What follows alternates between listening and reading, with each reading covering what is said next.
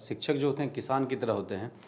तो जब आप लहलहाते हुए खेत को देखते हैं और वो खेत में आपका जो फसल है वो बहुत अच्छा से दिख जाए, तो आपको लगता है कि आपने जो मेहनत किया आपको उसका प्रतिफल मिल रहा है। नमस्कार, फर्स्ट बिहार देख रहे हैं आप। मैं हूं आपके साथ सना रहमान। आज बिहार पुलिस के दरोगा परीक्षा भर्ती का रिजल्ट जारी किया गया और आपको पता है कि बिहार के लगभग 15,000 अभ्यर्थी इस दरोगा परीक्षा के मेन एग्ज़ाम में सफल हुए हैं। उनमें से कई ऐसे अभ्यर्थी हैं जो इस इंस्टीट्यूट के हैं जहां पर इस वक्त हम मौजूद हैं। इस वक्त हम मौजूद हैं द एजुकेशन मॉल इंस्टीट्यूट में और हमारे साथ ख़ास बातचीत करने के लिए इस वक्त द एजुकेशन मॉल इंस्टीट्यूट के ओनर हैं सर। सबसे पहले तो बहुत बहुत बधाई आपको कि आपके इंस्टीट्यूट से इतने स्टूडेंट्स सफल हुए हैं। इसमें कैसा लग रहा है, क्या कहना चाहेंगे? देखिए, हम लोग तो शिक्षक जो होते हैं किसान की तरह होते हैं। तो जब आप लहलहाते हुए खेत को देखते हैं और वो खेत में आपका जो फसल है वो बहुत अच्छा से दिख जाए, तो आपको लगता है कि आपने जो मेहनत किया आपको उसका प्रतिफल मिल रहा है। और आज जब इतने ह्यूज संख्या में मेंस का रिजल्ट आया, लगभग 87-88 बच्चों का, तो जब समझिए कि बस मज़ा आ गया। मतलब ऐसा लग रहा था कि जैसे एक परिणाम जो होता है, अंततः जो सुखद अनुभूति होती है वो मिल गई। और सबसे खास बात क्या है कि इस सेशन में हमने परीक्षा आयोजन के बाद उसके सारे क्वेश्चन पर एनालिसिस किया और एनालिसिस के बाद हमने एक कट ऑफ जारी किया था। क्योंकि यूट्यूब में डिजिटल सेक्शन में लोग फ्री होते हैं, जिनको जो मर्जी होता है उसके माध्यम से लिखते हैं। तो लोगों ने लिखा था भी, कुछ बच्चे जो मेरे नहीं थे, चूँकि पूरे इंडिया से बच्चे इसमें पार्टिसिपेट करते हैं, तो इसमें कुछ बच्चों ने लिखा था कि आपको नहीं पता है कि इसका कट ऑफ कितना जाएगा। और चूँकि तकरीबन पिछले 2009 से जब तक दरोगा परीक्षा का आयोजन हो रहा है, तो हर बार हमारे बच्चे 17, कभी 22, कभी 25, कभी 27, इस बार भी लगभग 50 के करीब तो फाइनल होगा ही और होता आ रहा है विभिन्न परीक्षाओं में। तो इस बार हमने कट ऑफ जारी किया था कि 73 + 1 - 1 होगा। और देखिए, आयोग का जो कंसेप्ट है, आज सारे बच्चों ने काफ़ी अभिवादन किया और लगभग बहुत क्लैपिंग चला है क्लास में। तीनों क्लास में सिर्फ क्लैपिंग ही चला है कि आपने सर जो एडजेक्ट एनालिसिस किया था, आज वो 74 एकदम सही नज़र आ रहा है। सबसे पहली बात है क्या कि आप जब किसी की तैयारी करवाते हैं तो आपके पास एक सबसे पहले अप्रोच सही होना चाहिए कि आपका डायरेक्शन क्या है।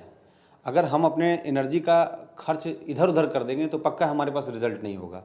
तो हमारा सिर्फ और सिर्फ टारगेट रहता है कि नौकरी कैसे होगा। हमें विद्वान बच्चों को नहीं बनाना है। बहुत विद्वान हो गया लेकिन नौकरी नहीं हो रहा है। तो हमारा पहला टारगेट है कि सबसे पहले सवाल कैसा पूछता है, उसके मर्म को पकड़ते हैं। उसके मर्म को पकड़ने के बाद एक चीज़ बहुत अच्छा अप्रोच हो जाता है कि बच्चों को ये पता चल जाता है कि इस सेक्शन से ऐसे सवाल पूछे जाते हैं, इस सेक्शन से ऐसे सवाल पूछे जाते हैं। और हम ओवरऑल यही चाहते हैं कि अगर आपका कंसेप्ट अच्छा है, आपने उस पर डिस्कशन कर लिया और आप उस बाद में उसका MCQ बना लिया, ऑब्जेक्टिव बना लिया, तो पक्का आपका सिलेक्शन होगा।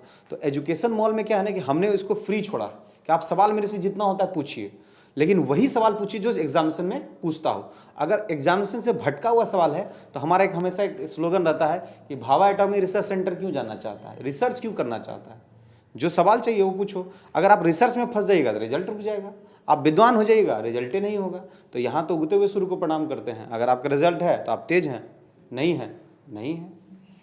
सर, आपने कहा कि आपने पहले ये बता दिया था कि कट ऑफ कितना जाने वाला है, तो ये एनालिसिस कैसे आप एग्जैक्ट कर पाते हैं? और आपने एग्जैक्ट ये डेटा बताया था कि 74 जाएगा, मतलब 73 + 1 - 1 हो सकता है, तो एग्जैक्ट आप समझ कैसे पाते हैं? देखिए, अगर इसका आंसर हम इत्तेफाक दें तो इत्तेफाक एक बार होता है, लेकिन इसका आंसर हम इत्तेफाक नहीं देंगे। चूँकि हम पीटी में बताया सही हुआ, पीटी में हमने जो एडजेक्ट कट ऑफ जारी किया था वो सही हो गया, मेंस में जो हम कट ऑफ जारी किए एकदम सही हो गया। अभी तमाम 5 साल जितना एग्जामिनेशन होगा उसका एनालिसिस करेंगे तो सही होगा, क्योंकि हर क्वेश्चन को हम बारीकी से देखते हैं और हम ये सोचते हैं, एज्यूम करते हैं कि बच्चा कितना बना पाएगा, क्योंकि हम खुद उसको एक बार बना के देखते हैं। और अगर हम बना रहे हैं तो उसी की पैरेलल, क्योंकि बच्चों और शिक्षक में ज़्यादा का अंतर नहीं होता है। अगर हम 22 हैं तो वो 19 पर है, मतलब कभी कभी पैरेलल कभी कभी आगे भी होगा, क्योंकि बच्चा तो ओवरऑल परफॉर्मेंस कर रहा है। तो हम एक एनालिसिस अप्रोच लगाते हैं कि कितना मॉडरेट क्वेश्चन पूछा, कितना बेसिक क्वेश्चन पूछा, कितना मैथमेटिकल सिस्टम का क्वेश्चन पूछा, कितना रीजनिंग का क्वेश्चन पूछा। तो ये सारे का एक एक्युमुलेशन किए और एक्युमुलेट करके हमारे दिमाग में चल रहा था कि 73 या 74 यही दोनों में से कोई स्कोर कटेगा। लेकिन हमको लगा था कि अगर एडजेक्ट 74 बोलते हैं, अगर यही हो जाता है तो लोगों को लगेगा अरे इनको कैसे पता चलता है, आयोग से कुछ कनेक्टिविटी है क्या, कैसे इनको पता चल जाता है। तो हमने क्या किया, 73 + 1 - 1 किया। तो हमारा लक्ष्य है कि अंतिम रूप से आप सफल हो, क्योंकि एक बार एक गार्जियन ने आके कहा था कि आप पीटी मेंस निकलवा देते हैं, आप दौड़ क्यों नहीं निकलवाते? बोले भाई ये मेरे एफिशिएंसी में तो आता नहीं, तो बच्चा दौड़ेगा। तो बोले नहीं, आपको अब ये सब भी करना चाहिए, क्योंकि जब अंतिम रूप से चयन ही नहीं हो रहा है तो आपको तो एफर्ट लगाना चाहिए।